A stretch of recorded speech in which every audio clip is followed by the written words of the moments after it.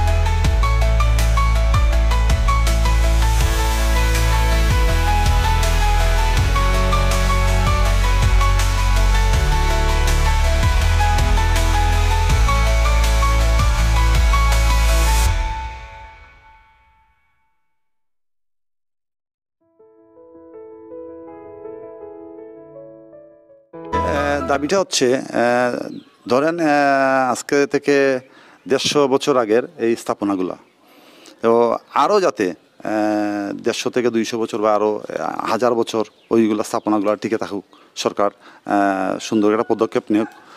আর আমাদের প্রজন্মগুলো, জেনারেশনগুলো সেই ইতিহাসগুলো জানতো।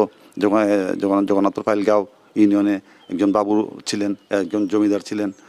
অনেক ইতিহাসও জানা, যেমন সিলেটে আমি যেটা শুনেছি, সিলেট মহিলা কলেজ ওনাদেরই ফ্যামিলির দানকৃত জমি সিলেটের মহিলা কলেজটি।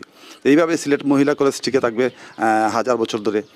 আর এই বাবুর বাড়িটিও যাতে 1000 বছর ধরে টিকে থাকে এবং ইতিহাস ছোট যা নেক্সট যে জেনারেশন আসবে যাতে ওরা এই ইতিহাসগুলো জানতে পারে, এইটাই দাবি সরকারের কাছে আমাদের।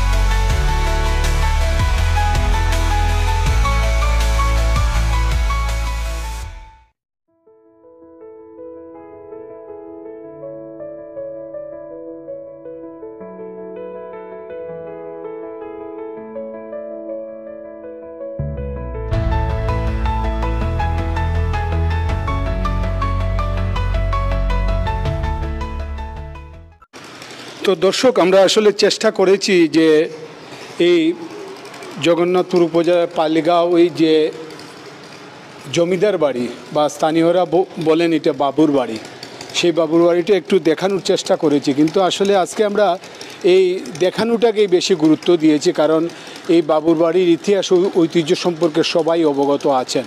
তো আমরা সবার প্রতি একটি অনুরোধ করব, যখনই একটু সময় পাবেন আপনি আপনার মানে পরিবার পরিজন নিয়ে এইসব স্থাপনাগুলো আসলে একটু এই প্রজন্মের যারা আছে তাদেরকে একটু দেখানোর চেষ্টা করবেন, কারণ এই স্থাপনাগুলোর মধ্যে আসলে আমাদের গৌরবের অনেক ইতিহাস, অনেক ঐতিহ্য লুকিয়ে আছে। যেহেতু এখনও যদিও জরাজীর্ণ অবস্থা এই জমিদার বাড়িটি, কিন্তু এখনও কালের সাক্ষী হয়ে দাঁড়িয়ে আছে এই জমিদার বাড়িটি।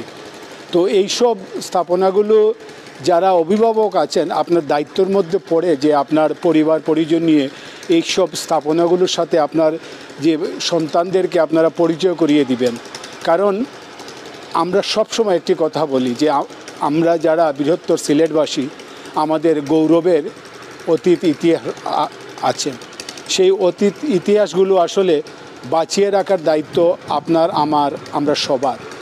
তাই আমরা একজন সিলেটবাসী হিসেবে আমরা দেশে বিদেশে যারা দেখেন সবার প্রতি অনুরোধ করব যে এইসব স্থাপনাগুলো যদি আপনারা কারো কাছে কোনো সন্ধান থাকে আমাদের সাথে যোগাযোগ করবেন। আমরা নিজ উদ্যোগে গিয়ে আমরা এইসব আপনাদের সামনে তুলে ধরব, কারণ আমরা সব সময় বলে আসছি আমরা একটি প্রজন্মের জন্য কাজ করি, বর্তমান এবং ভবিষ্যৎ প্রজন্মের জন্য। আপনাদের যে সহযোগিতা, সেই সহযোগিতা অব্যাহত থাকলে আমরা আরও ভালো ভালো কাজ করার অঙ্গীকারবদ্ধ। তো সবাই ভালো থাকবেন, সুস্থ থাকবেন এবং নিরাপদে থাকবেন।